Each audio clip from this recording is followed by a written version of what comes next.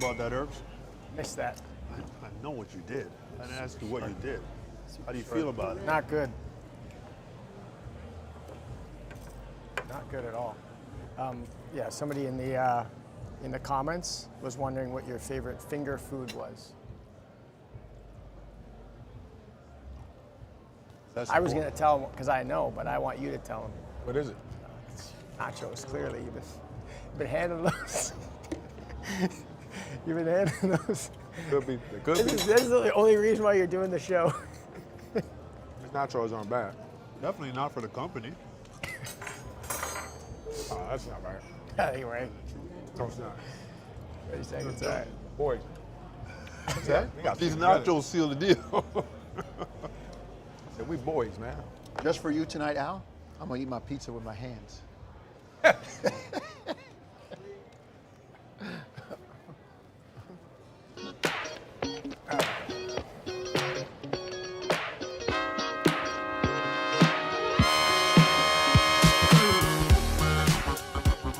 The Raptors take down the Chicago Bulls 113-104.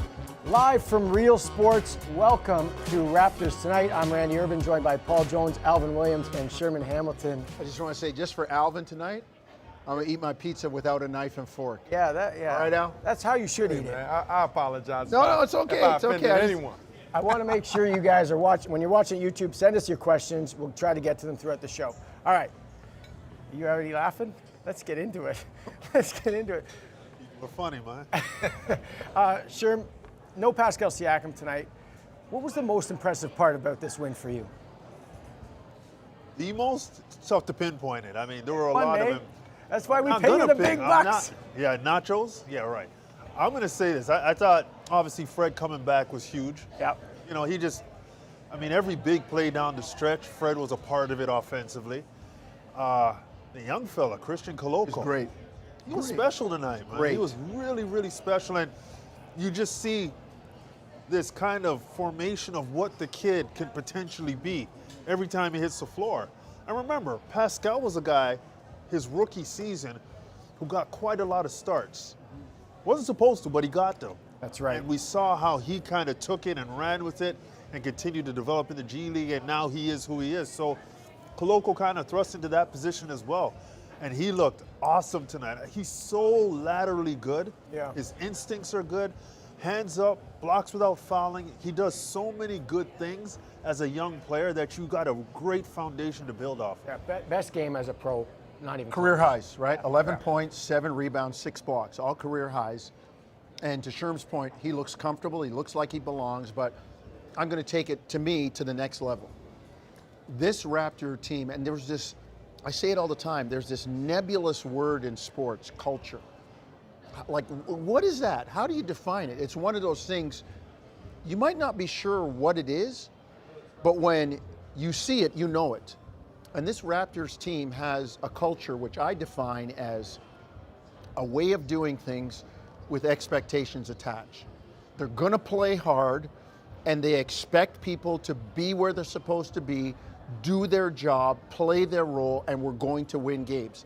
And it doesn't matter that Pascal's out. We really wish we had him, or the last few games. Doesn't matter that Fred's out. But we are going to play hard. This is your job, as Sherman was talking about with Koloko. Do your job, do it well, and we will be successful. The car will keep running, even if we put spare parts in, if everybody does what they're supposed to do. And to me, that was probably one of the most impressive things tonight. No Pascal, Fred coming back. I expected Fred to be a little short, honest. I didn't think he'd go for 30. I thought we might see him, sputter a bit or have tough stretches in the game. I didn't see any of that. Koloko was great.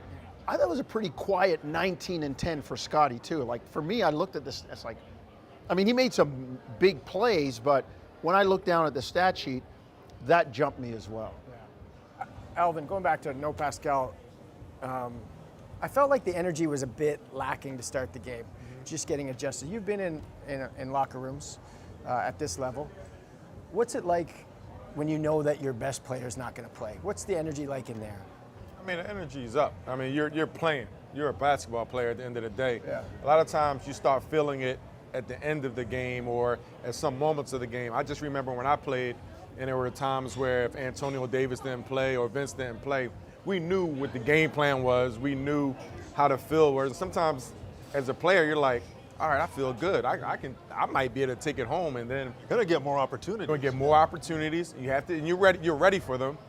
But then when the other team locked down, and you're not used to being in some of those positions because of Vince or Antonio's there, now that's when you start seeing teams sputter a little bit. They start, folding a little bit. But I think tonight what happened was everyone did it, and it started on that defensive end. The way they double teamed DeMar and put the Bulls look good in moments. Yeah.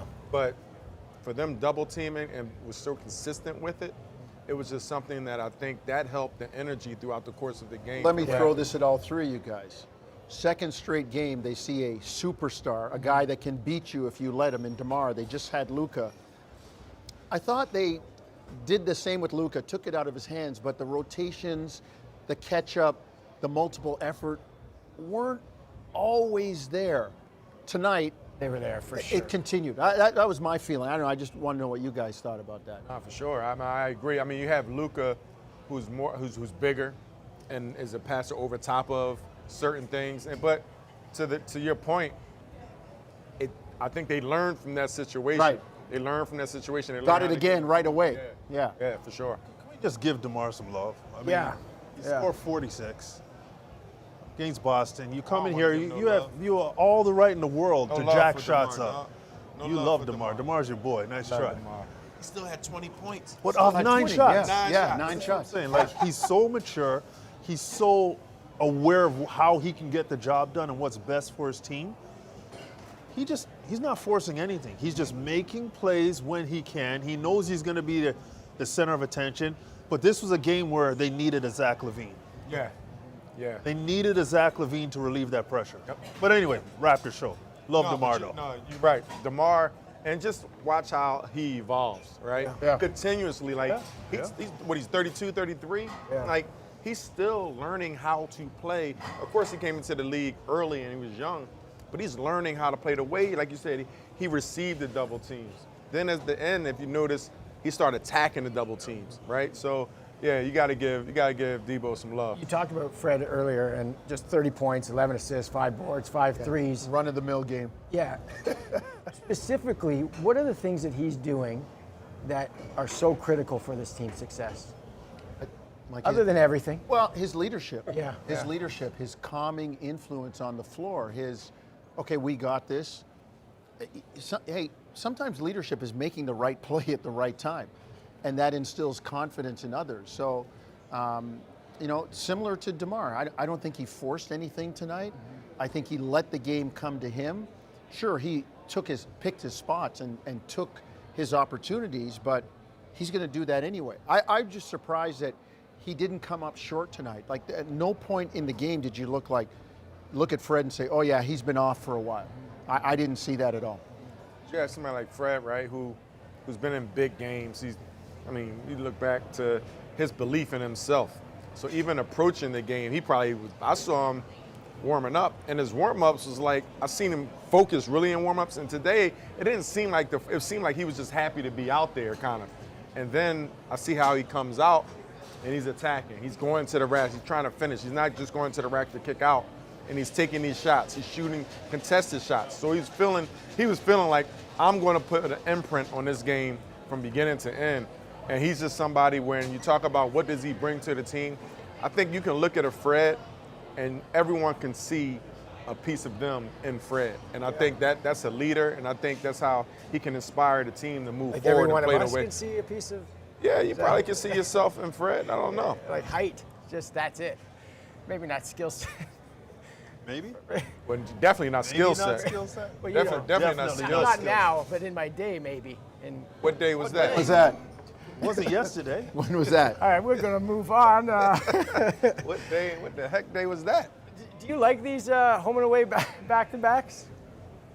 Sure. Yeah, because I don't have to travel. No, but if you were playing, I'm not playing.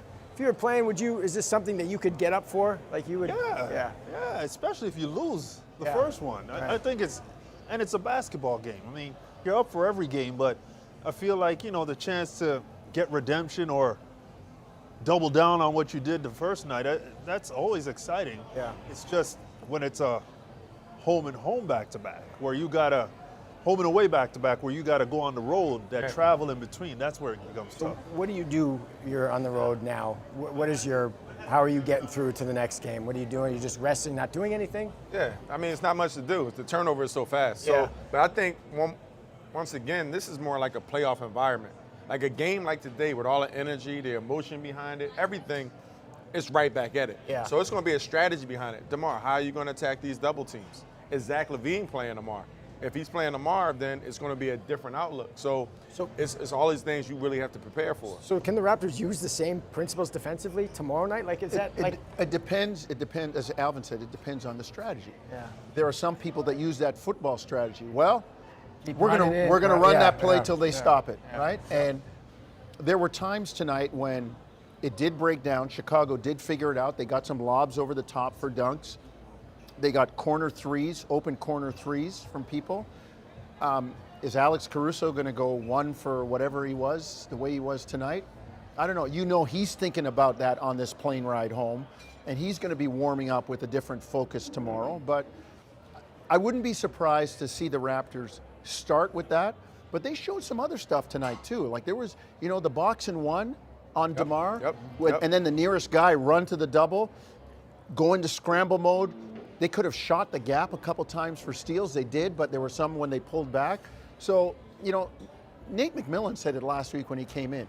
He named about 9 different defense that the Raptors trot out. Box and one, triangle and 2, switching man, zone, full court pressure, 3-2, 2. And Nick Nurse has all that. Yeah. So he might have used 1 or 2 things tonight that work. He might use them and say, you know what? Tomorrow night, I'm going to dig in the bag, and we're going to throw this out and see if that works. Yeah. And it's going to come down to individuals as well, right? If you're Caruso, you're not going to get a chance to go in the gym and get your stroke. So what you left with today, 9 times out of 10, that's going to be there with you tomorrow. So he may be off now. Something happened. But as a player, when I go to this rack, I'm thinking about Koloko. Yeah. Yep. And I done got my shot blocked 12 times by this dude yesterday. So am I going to have the same intent that I had on, what's today, Sunday, that I have tomorrow? And then I think at the end of the day, when you start looking at players, the feel that you have, once again, the day before, without practice time or without a little rest period, you're probably going to have that same feel, if not worse, going into the next game. Because this was an intense game.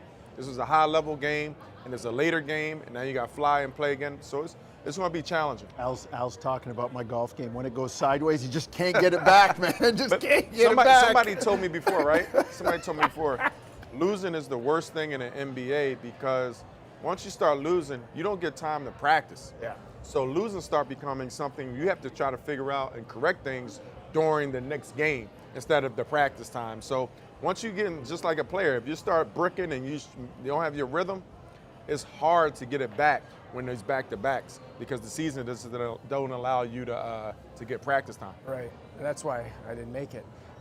You didn't have enough it's practice tough. time. That's tough. They say 10,000 hours. That's what they did. I only did 9,548. 99. Okay. Yeah. They need that 1 hour. Sure. Why do you entertain that conversation with Because me? we're friends. he's We've serious. established I forgot this. you guys are We've friends. established He this. was in Forced Philly. friendship.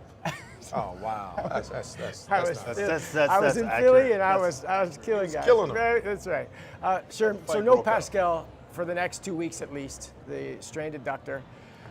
Who do you want to see step up and how? Collective. It's got to be collective. And again, they have multiple guys who can. OG. Gary Trent sneakily has been playing very good this season. Freddie's obviously a guy they're going to rely on. I just think Scotty as well, but I just think that you don't have to peg it on one person. There could be multiple guys who can chip in, and that's how this team is built. It just so happens that Pascal's been so good. Yeah. There's a guy Sherman mentioned we didn't talk about tonight. I thought OG was real good tonight. He was really good, and you kind of there's Offensively, he's been great lately. Everybody talks about his defense. Yeah, but offensively, but there are so many different guys, like Sherm said, to the collective that a different guy could get you every night. Like I said tonight, watching OG and the defense and whatever, like I noticed Scotty, but I looked down the stat sheet like, wow, 19. Right. Like, wait a minute, did I miss Like I saw a couple of big dunks, I saw a couple shots, but all of a sudden, where did it come from? Yeah. And I think that's the potential and the collective that this team has. Yeah. Who do you want to see? Leave it on you because I got to get going. I got to get on. Well, that you plane. got to get going, so get going. But I'm with Sherman. I'm with Sherman, man. Get on there. I don't. Yeah, you gotta go, man. We can handle it. I got to get on the We plane. can handle it. Yeah, but no, friend. no. I once again, it Watch has to out, start Wally with that Pip. effort. Watch out, Wally Pip. Hey, I think at the end of the day, it has to be collective. It has to be a group effort. When you have someone like a Pascal that's turning into that guy, and the league is noticing it, referees are noticing it, your teammates are noticing it. That's at a different part of the season. Yeah. That's at that real season, man. You want to grow, but everyone else has to mature and grow throughout this season. Right. So when you have your OGs, they have to feel comfortable enough. So I think as a team, attack it every game with the same intent. You have to go out there. You have to have that energy. You have to follow the game plan. And then certain games and certain players will step up at certain times. All right, I am gonna stop you there because I do have to go on this plane. You're going to Chicago tomorrow? I'm going to Chicago tonight, right now. Go to the popcorn place tomorrow. Okay. Popcorn place All right, on the the popcorn. Magnificent Mile there. Popcorn Colos. place. That's where I'm. Where? Colos. Go to O Block. All right. I'm listening to you. Go to O Block. Where's the deep dish pizza place around the corner from the Don't hotel? go to O Block. No, let him go to Obla. I don't know what you're talking about. Next game for the Raptors, Monday night in Chicago, 8:45 p.m. Eastern is the tip. And be sure to catch the show on YouTube and NBA TV Canada. Thank you for watching, and we'll see you next time. Don't go Where are you to sitting me? O Block. Where are you sitting me? He's not coming back.